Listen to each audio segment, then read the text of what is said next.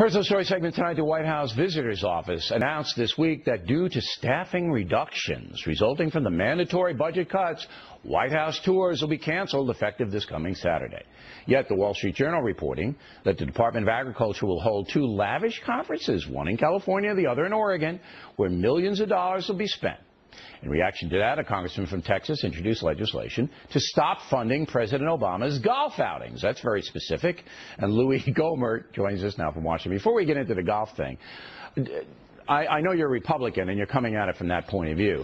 But Kirsten Powers and Alan Colmes and the other Democrats, they believe that it's enough for the president to say, oh, I want to cut, I want to do this and I want to do that, but never actually do what Paul Ryan did today. Say, this is the age, here's the drug company, this is what we'd like to get, so we can start a specific discussion. And when Simpson Bowles did that, the president just threw it out the window. So am I crazy here or what? No, well, I don't know whether you're crazy or not, but you are right on this issue. And the fact is that even as smart as Kirsten is, she brought up something that is not a marketable savings. When you say, we are sure by and by, pie in the sky, we're going to be able to negotiate a better deal, when what with the doctors, when he has said, oh, we're going to negotiate better deals with the doctors, they retired. They're getting out of the business. There's no savings. She's assuming that President Obama will say, oh, we're going to negotiate with Johnson & Johnson or Glaxo, and we'll save $800 million by doing that. And there's no guarantee that they're even going to talk to you. And as you pointed out, we'll bring the doctors' fees down. And all doctors say, no, you won't, because we're out of here, and we're not even going to accept it. So this is what I mean. This is what's driving me crazy. All right, let's get along to the golf thing. Now, this didn't go anyplace. You knew it wasn't going to go anyplace. So this is a symbolic thing that you did? Well, actually, I'm hoping it will go someplace. I was hoping they'd make the amendment in order last night so we could vote on it today. But it didn't, and so we put a letter to the White House today appealing to the better nature of the president. Look, you know, there are thousands of school children that are coming up. Even the great First Lady has talked about this is a house of the people.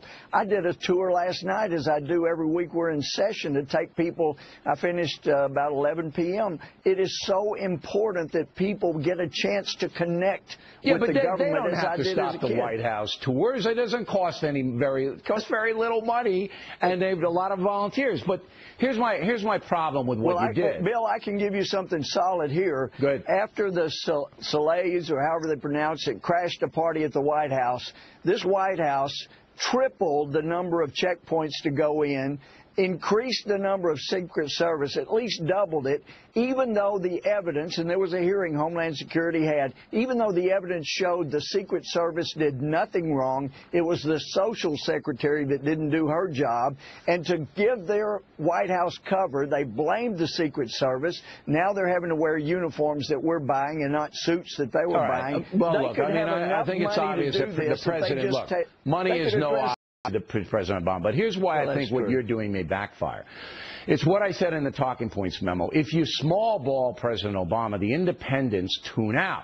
He's a Muslim, a birth certificate, and this, and now you don't want him to play golf, and they're going, come on. It's the bigger issues, because I've been relatively fair to Barack Obama throughout it, but now I'm teed off. You've been overly fair. Yeah, well, okay, but I'm not a partisan. But now I'm really angry because I see what the president is doing. He's not trying to solve the fiscal mess. No, he's not. But by you diverting attention and saying, oh, he can't play golf, then other people who are independent, they're going to go, come on, you're bound, that's ridiculous. And you see what I'm talking about? It could have a backlash to help them. It could, but I think people will see, look, we had a president in Bush that so many didn't like, was unpopular, very unpopular at the end. He gave up golf in 2003 because of people being in harm's way. He didn't golf for 5 years, but just because of the way it looked to people who lost people in combat.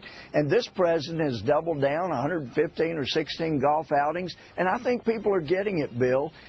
We don't have to hurt the school children or him give up golf. And I think it's bringing attention to the fact that this president's not willing to give up even a golf outing to let thousands of kids come walking on a self-guided tour through the White House. All right, Congressman, we appreciate it. Thanks very much. We have a brand new BillO'Reilly.com poll question for you. We are asking, have conservatives actually helped Barack Obama by criticizing him over crazy stuff?